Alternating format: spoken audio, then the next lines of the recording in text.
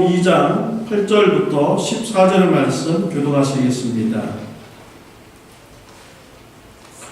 그 지경에 목자들이 밖에서 밤에 자기의 양떼를 지키더니 주의 사자가 밖에서 주의 영광이 그들의 그 빛에 크게 무서워하리라. 천사가 이르되 무서워 말라. 보라, 내가 온 백성에게 미칠 큰 기쁨의 좋은 소식을 너에게 전하노라. 오늘 다윗의 땅에 너를 위하여 구주가 나셨으니 곧 그리스도 주시니라.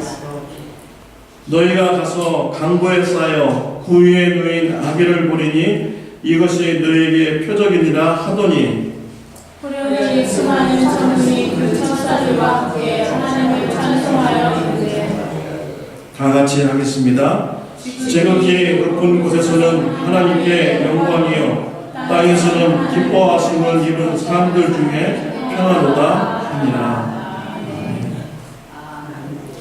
오늘 본문의 말씀은 천사가 기쁨의 소식을 전하고 있습니다.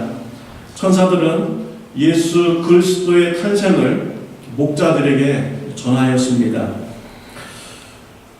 예수님의 이런 탄생은 구약 시대부터 오랜 시간 동안 예언된 말씀입니다. 이스라엘 백성들은 메시아가 오시기를 간절히 기다리고 있었습니다. 만약에 천사가 오늘 여러분들에게 나타나서 예수님의 탄생을 전하라 라고 한다면 여러분들은 어떻게 하시겠습니까? 누구에게 이 소식을 먼저 알리겠습니까? 아마 신문기자나 방송사에 연락을 해서 아마 이 소식을 알리신 분도 계실 것입니다. 또 정치인들에게 연락을 해서 이 소식을 또 알려달라고 부탁을 하기도 하는 분도 계실 것입니다. 하여튼 이 예수님께서 오셨다는 소식을 빨리 알려드리고 또 영향력 있게 알려드릴 수 있는 사람한테 이렇게 전하여 줄 것입니다. 근데 오늘 본문 말씀에 보면은 하나님의 생각은 우리와 달랐습니다. 많은 사람들이 기다리고 있는 이 메시아 탄생의 이 소식을 목자들에게 천사를 보내어서 알려주신 것입니다. 구약시대나 신약시대나 이 목자들은 천한 대우를 받는 사람들이었습니다. 창세기 46장에 보면 요셉이 그의 형제들과 아버님을 모시고 애굽으로 이렇게 이주하게 했습니다. 그러면서 형제들에게 부탁을 합니다. 바로 왕이 무슨 일을 하는 사람들이냐라고 물어보면은 조상 대대로부터 목축업을 한 사람들이다 라고 얘기하고 하죠. 그러면 고센 땅에 가서 살 수 있습니다. 애굽 사람들은 목축업하는 사람을 가증하게 생각합니다 라고 이렇게 요셉이 얘기를 하죠. 이 가증스럽다, 가증이 여기다, 원어적 의미로는 혐오스럽다, 거짓말쟁이라는 그런 의미가 포함되어 있습니다. 애굽 사람들은 양을 치는 목자나 소를 키우는 이런 목축업을 하는 사람들을 혐오스럽게 생각하고 가증스럽고 거짓말쟁이로 이렇게 생각을 한 것입니다. 이해가 되십니까? 오늘날 우리 한국에도요, 오늘날을 말고 옛날에는 백정이라는 것이 있었습니다. 이 백정은 사람들이 사람 취급을 하지 않았죠. 굉장히 천하게 생각을 했습니다. 백정이에요. 가축 치고 가축을 잡고 뭐 이런 일을 하는 사람들이었죠. 군대에서 돼지 잡는 것을 이렇게 보았습니다. 근데 그걸 보니까 그 동기들이 막 그래요. 저 돼지 잡는 쟤하고 나 이제 다음부터 친구 안 한다고, 다음부터 안 논다고 그래요. 돼지를 잡는 모습이 굉장히 혐오스럽게 보여가지고 다음부터는 같이 안 지내겠다 이렇게 얘기하는 사람들도 이렇게 보았습니다. 이 목자는 구약이나 신약이나 가증스럽고 혐오스러운 거짓말쟁이로 신임할 수 없는 이런 사람들로 여겨졌습니다. 신약시대에도요 마찬가지죠. 목자들은 양과 같이 지내기 때문에 목욕을 자주 할 수 없습니다. 몸에서 그냥 냄새가 많이 나죠. 또 양과 같이 돌아다니기 때문에 안식일을 잘 지킬 수도 없고 회당에 참석할 수도 없습니다. 하나님 말씀 듣는데 소홀히 여기는 이런 직장이죠. 또 법정에서도 설 수 없는 사람들이 바로 이 목자인 것입니다. 이런 목자들에게 예수님의 탄생의 소식을 전하여 준 것입니다. 왜 그렇게 귀한 예수님의 탄생의 소식을 목자들에게 전하여 주었습니까? 예수님께서 목자를 위해서 오셨기 때문이죠. 목자와 같이 죄인들을 구원하기 위해서 예수님이 이 땅에 오셨기 때문입니다. 거짓말쟁이들을 위해서 예수님이 오셨습니다. 또 혐오스러운 사람들을 위해서 예수님이 오셨어요. 그들을 죄에서 구원하시고자 예수님이 오신 것입니다. 그래서 하나님은 이런 예수님의 탄생의 소식을 이 목자들에게 전하여 준 것입니다. 우리 하나님은 참 목자들을 좋아하십니다. 성경에 보면 아브라함이 목자였습니다. 또 이삭이 목자였습니다. 야곱이 목자였습니다. 모세도 목자였죠. 미디안 광야에서 40년 동안 양을 치는 목자였습니다. 사울 왕도 목자였습니다. 또 다윗 왕도 양을 치는 목자였습니다. 근데요, 이 목자들이 하나님을 만나서요, 인생의 축복을 받았습니다. 그래서 믿음의 조상이 되었고요. 또 목자에서 왕이 되는 이런 귀한 축복을 받게 되었습니다. 즉 목자가요, 하나님을 만나서 인생이 대박이 나는 큰 축복을 받게 된 것입니다. 이 사울왕은 하나님을 만나서 왕이 되었지만 나중에 교만해져서 하나님으로부터 인생 말기에 심판을 받는 자가 되었습니다. 하나님은 죄인들을 좋아하십니다. 그 죄인들을 구원하기 위해서 예수님을 이 땅에 탄생하시도록 하신 것입니다. 예수님의 탄생하는 이런 시즌을 맞이해서 사람들은 매우 들떠 있습니다. 사람들의 마음에 들떠 있는 이유를 보면 우리 신앙인들의 마음에 실망이 되기도 합니다. 아이들이 왜 성탄 시즌을 좋아합니까? 크리스마스 때 다들 선물을 때문에 기대하면서 이렇게 좋아하죠. 또 우리 어른들은 왜 성탄 시즌을 좋아합니까? 이 시즌의 비즈니스가 이렇게 잘 되어서 또 매상이 올라갈 것을 또 이렇게 은근하게 또 우리가 기대를 또 이렇게 합니다. 또 젊은 연인들은 사랑하는 사람과 만나서 또 그날을 어떻게 또 재밌게 보낼까? 나는 또 이렇게 기대를 하게 되죠. 또 음악을 좋아하는 사람은 계속 뭐 차 안에서나 어디에서나 크리스마스 송 그 노래를 들으면서 이렇게 즐거워합니다. 저는 지난주에 크리스마스 카드를 사러 스웨브로스에 갔습니다. 예수님 그림이 있는 거 좀 찾아보려고 노력을 했는데 깜짝 놀랐습니다. 그 많은 크리스마스 카드 중에서 한 10%도 안 돼요. 아기 예수님 있는 건 전부 찾아볼 수는 없고요. 뭐 성경 구절 적혀 있는 거 간신히 찾았습니다. 거의 한 90%가 다 뭐 산타클로스, 뭐 성탄, 뭐 해피 홀리데이 뭐 이런 거로 이렇게 카드가 이렇게 되어 있습니다. 성탄 시즌을 맞이하는 이런 사람들의 모습을 알 수가 있는 것이지요. 사람들은 성탄 시즌에 즐거워하는데요. 정작 그 즐거워하는 이유를 보면은 예수님의 탄생을 기뻐하며 즐거워하는 것이 아니었다라는 것입니다. 저는 저희 동네에 이렇게 가보면 꿈 보는 사이킥 그런 집이 있어요.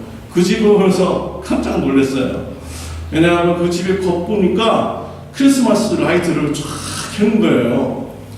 야, 무슨 점쟁이 집에 크리스마스 라이트를 저렇게 해놓았나. 분명히 저거 예수 믿지 않는 사람인데 왜 저거 해놨지? 그러면서 또 위로 가면 교회 2개가 더 있습니다. 거기서 지나갔더니 교회 밖에는요 크리스마스 라이트가 없어요. 참 희한한 것을 보았습니다. 왜 그 전쟁이가 크리스마스 라이트를 핍니까? 예수님의 탄생을 기뻐하면서 했겠습니까? 상업적인 목적 뭐 이런 걸 가지고 그렇게 크리스마스 라이트를 이렇게 해놓은 것이죠. 우리 크리스찬들은 성탄절을 기뻐합니다. 왜 그렇습니까? 예수님께서 그리스도로 이 땅에 탄생하셨기 때문입니다. 오늘 본문에서는 천사들이 예수님의 탄생의 소식을 기쁜 소식이다라고 이렇게 말씀을 하고 있습니다. 그 이유가 나오고 있죠. 11절에 나오고 있습니다. 다 같이 읽도록 하겠습니다. 오늘 다윗의 동네에 너희를 위하여 구주가 나셨으니 곧 그리스도 주시니이다. 예수님의 탄생이 기쁜 이유는요, 예수님이 우리의 구주로 탄생하셨기 때문입니다. 예수님께서 우리의 그리스도로 탄생하셨기 때문이죠. 예수님이 우리의 주로 탄생하셨기 때문에 우리가 예수님의 탄생을 기뻐하는 것입니다. 구주는 원어로는 소텔이라는 이런 단어로 쓰여졌습니다. 이 소텔이라는 단어는요, 로마 황제나 헬라의 그런 지도력이 있는 사람들, 그 사람들을 향해서 소텔이라는 단어가 사용되었어요. 그 뜻은 구원자라는 뜻입니다. 그러니까 정치적인 큰 권력의 힘을 가지고 구원하는 사람이다 라고 말하는 것입니다. 그런데 이런 소텔을 아기 예수님께 사용이 된 것입니다. 아기 예수님이 어디서 탄생하셨습니까? 베들레헴, 유대 고을 중에서 가장 작은 베들레헴 마을에서, 또 탄생할 곳이 없어서 마국간에서 우리 예수님이 탄생하셨죠. 이 예수님을 향해서 소텔이라는 단어가 사용이 된 것입니다. 얼마나 세상적과 비교가 됩니까? 진정한 구원자는 누구였습니까? 로마 황제였습니까? 헬라의 그런 지도자였습니까? 바로 우리 예수님이 진정한 구원자가 되셨습니다. 또 오늘 본문에서는 예수님을 그리스도라고 말씀하죠. 그리스도는 기름 부음 받은 자라는 뜻입니다. 구약의 제사장과 왕과 선지자가 기름 부음을 받았습니다. 예수님이 우리의 왕이시고 제사장이 되어주시고 선지자가 되신다는 이런 말씀인 것이죠. 또 주라는 말씀은 큐리오스라는 원어로 사용되었습니다. 영어로 말하면 로드라는 이런 단어인 것입니다. 예수님이 우리의 진정한 주인이 되신다라는 것입니다. 이런 예수님께서 우리의 구주가 되어주시고 그리스도가 되어주시고 주가 되어서서 이루신 일은 무엇입니까? 우리 14절 말씀 우리 다 같이 읽겠습니다. 지극히 높은 곳에서는 하나님께 영광이요 땅에서는 하나님이 기뻐하신 사람들 중에 평화로다 하니라. 그리스도로 오신 이 예수님, 그 예수님이 이 땅에 오셔서 하신 일은 무엇이냐면요, 평화를 이루신 것입니다. 하나님과 우리의 관계를 평화를 이루셨고요, 우리가 이웃과의 관계가 평화의 관계가 되도록 이끌어 주신 것입니다. 어떻게 평화의 관계를 이루셨습니까? 골로새서 1장 20절에 나옵니다. 다 같이 읽겠습니다. 그의 십자가의 피로 화평을 이루사 만물 곧 땅에 있는 것들이나 하늘에 있는 것들이 그로 말미암아 자기와 화목하게 되기를 기뻐하심이라. 예수님께서 십자가에서 피 흘려 우리의 죄의 형벌을 대신 받아줌으로써 하나님과의 관계를 화평의 관계로, 평화의 관계로 이루어 주신 것입니다. 내가 죄로 말미암아 죽어야 되는데 예수님이 대신 형벌받아 죽으신 것이죠. 하나님께서는 예수님을 믿는 자에게 그 믿음을 보시고 의롭다 칭하여 주시고 우리를 평화의 관계로 맺어 주신 것입니다. 이런 예수님의 그리스도 되신 그분이 탄생하셨기 때문에 우리는 예수님의 탄생 소식이 기쁜 소식이 되는 것입니다. 세상 사람들은요, 자신의 힘대로 구원받으려고 또 이렇게 노력하고요. 또 여러 종교에서는 그들의 나름대로 그 구원의 길이 있다고 이렇게 얘기를 합니다. 여러 종교 얘기 들어보면요, 다 뭐 노력을 통해서, 선행을 통해서 구원받는다고 이렇게 얘기를 하더라고요. 우리가 선행을 통해서 우리가 구원의 길을 도달할 수 있습니까? 우리 예수님께서는요, 마음으로도 생각을 한다면 죄를 지었다라고 말씀을 하십니다.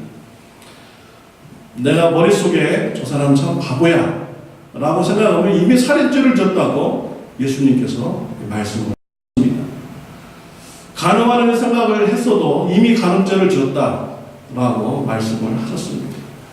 이렇다면 어느 누구가 자신의 힘으로 또 자신의 그런 선행을 통해서 구원받을 수가 있겠습니까? 우리는 우리의 힘으로 하나님과의 평화의 관계를 가질 수가 없는 이런 존재인 것이죠. 목자와 같은 혐오스럽고 거짓말쟁이 같은 바로 그것이 바로 우리의 본질인 것입니다. 그런데 예수님께서 이 땅에 오셔서 우리의 죄를 대신 형벌받아 주심으로 우리가 구원을 받게 된 것입니다. 어떤 분들은요, 다른 종교에도 구원이 있다라고 하면서 종교다운죄를 주장을 합니다. 근데 성경에 보면 다른 종교에도 구원이 있다고 말했습니까? 그런 구절에 한 구절도 없습니다. 구원의 문제는 마치 수학 문제와 같습니다. 수학 선생님이 문제를 내요. 7 곱하기 8은 뭐냐? 답은 무엇입니까? 56입니다. 그러면 56이라고 쓴 사람만 맞은 거예요. 55를 썼다든지 46이라고 쓴 사람은 틀립니까? 맞습니까? 틀리죠. 근데 55라는 사람하고 46이라고 쓴 사람이 빵점을 맞았어요. 선생님을 찾아갑니다. 선생님 참 불공평합니다. 46이라고 쓴 사람하고 55라고 쓴 사람을 똑같이 빵점을 주면 어떻게 합니까? 나는 56하고 하나밖에 차이 안 나잖아요. 46이라고 쓴 사람은 10이나 이렇게 차이 납니다. 똑같이 빵점 주는 건 옳지 않습니다. 이렇게 하면 선생님이 들어줄 수 있나요? 아니죠. 수학 문제는요, 56이라고 쓴 것만 정답인 것입니다. 다른 것은 다 빵점인 것입니다. 구원의 문제가 바로 그렇습니다. 오직 예수 그리스도를 통해서만이 구원 받는 것입니다. 다른 이름으로는 구원받을 수가 없는 것입니다. 종교다운주의자들은요, 구원을 산으로 비유합니다. 산 정상에 올라가려면 여러 길이 있듯이 구원의 길에 도달하려면 여러 종교를 통해서도 구원을 받을 수 있다라고 이렇게 얘기하죠. 근데 성경에서 말할 때 구원의 문제를 산으로 얘기한 적이 있습니까? 없어요. 성경에서는 구원을 얘기할 때 양의 물로 예수님께서 비유를 하셨습니다. 요한복음 10장 9절 말씀 우리 다 같이 읽겠습니다. 내가 문이니 누구든지 나로 말미암아 들어가면 구원을 받고 또는 들어가며 나오며 구원을 얻으리라. 우리 예수님께서 구원에 대해서 비유로 말씀하신 것입니다. 구원은 양의 문이라는 거예요. 양문이 들어가는 그 문을 통해서 이렇게 들어가야 되는 것이죠. 꼭 그 문을 통해서만 들어가야 되는 것입니다. 다른 문은 없는 것입니다. 다른 문으로 들어온다면 다 도둑이요, 흉악한 짐승이라는 것입니다. 또 요한복음 14장 6절 말씀 이렇게 나오고 있습니다. 우리 다 같이 읽겠습니다. 예수께서 이르시되 내가 곧 길이요 진리요 생명이니 나로 말미암지 않고는 아버지께로 올 자가 없느니라. 성경이 분명히 말하고 있잖아요. 예수님으로 말미암지 않고서는 아버지께로 올 자가 없다라고 분명하게 말씀을 하고 있습니다. 또 사도행전 4장 12절 말씀 다 같이 읽겠습니다. 다른 이로서는 구원 받을 만한 천하 사람 중에 구원을 받을 만한 다른 이름을 우리에게 주신 일이 없습니다. 성경에 분명히 말씀을 하고 있어요. 예수님 이외에 구원받을 만한 다른 이름을 주지 않았다라고 말씀을 하셨습니다. 우리 예수님께서는 그분의 직접 우리의 죄를 형벌 대신 받아주심으로써 우리 죄가 사함받고 우리가 구원받도록 또 하나님과 평화의 관계를 갖도록 길을 열어주신 분인 것입니다. 성탄절을 맞이하여서 우리가 기뻐하는 이 소식, 이것을 우리가 이웃들에게 많이 알려야겠습니다. 목자들은 천사들로부터 기쁜 소식을 들은 후에 아기 예수님을 가서 목격했습니다. 그리고 그들이 한 일은 무엇입니까? 하나님 앞에 찬송을 드렸습니다. 그래서요, 우리가 목자와 같은 우리가 예수님의 피로 구원받았으면 우리가 해야 될 일이 무엇이겠습니까? 우리가 할 수 있는 것이 뭐예요? 우리가 아무것도 할 수 없잖아요. 그죠? 그렇지만 우리가 찬양을 할 수 있습니다. 우리가 찬양을 통해서 하나님께 영광을 돌려야 되겠습니다. 우리 히브리서 13장 15절 말씀 우리 다 같이 읽겠습니다. 그러므로 우리는 예수로 말미암아 항상 찬송의 대사를 하나님께 드리자. 이는 그 이름을 증언하는 입술의 열매입니다. 우리가 찬송을 드릴 때 그 이름을 증언하는 입술의 열매가 되는 것입니다. 또 이사야서 12장 5절 말씀 다 같이 읽겠습니다. 여호와를 찬송할 것은 그렇게 아름다운 일을 하셨음이니 이를 온 땅에 알게 할지어다. 우리가 구원받은 은혜를 감사해서 우리가 찬양을 하면 하나님의 그런 이루신 구원의 아름다운 일을 온 땅에 알게 하는 이런 사역이 되는 것입니다. 하나님의 은혜를 찬양하는 저와 여러분들이 되시기를 바랍니다. 교회에 열심히 오셔서 주일날 하나님의 은혜를 찬양하시기를 바랍니다. 또 여러분의 가정에서 열심히 하나님의 은혜를 찬양하시기 바랍니다. 그러면 그 찬양을 들은 그 식구들이요, 하나님께서 베푸신 그 일을 듣게 되는 것입니다. 또 알게 되는 것입니다. 이웃을 초청해서 우리가 같이 예배드리면 찬양을 통해서 그 불신자들이 하나님이 행하신 일을 듣게 되고 믿게 되는 이런 역사가 일어나게 됩니다. 우리가 주보에 광고에 계속 나갔죠. 내일부터 성탄 캐롤송 신청자를 우리가 받는다고 이렇게 하였습니다. 그것을 여러분들 이렇게 많이 신청해 주시기 바랍니다. 또 여러분의 전도 대상자가 있으면 가서 한번 권면해 주시기를 바랍니다. 우리가 그 집에 가서 우리가 찬양을 드리면요, 하나님께서 행하신 그 일을 우리가 찬양하게 되면요, 그 사람이 그걸 듣게 되죠. 기쁜 소식을 듣게 됩니다. 그래서 우리가 찬양을 하면 그 이름을 증거하는 입술의 열매가 되는 것이죠.